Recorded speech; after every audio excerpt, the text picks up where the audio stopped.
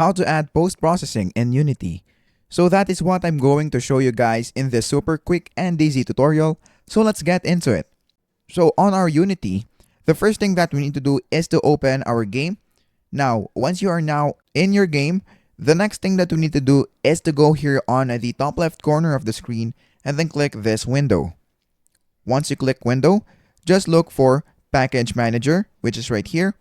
So click that, and then once you click Package Manager, make sure that you are in the Unity registry.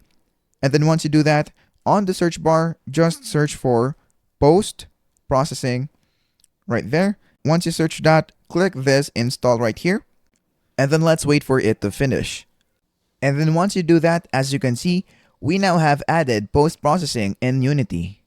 If you want to add it to an object, all you have to do is to go here and right-click, and then click 3D object, and then click cube.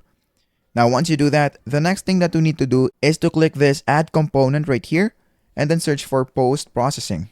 So you have three options, which is post-process debug, post-process layer, and post-process volume.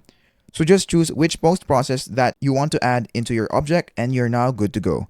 So that is basically it. That is how to add post-processing in Unity.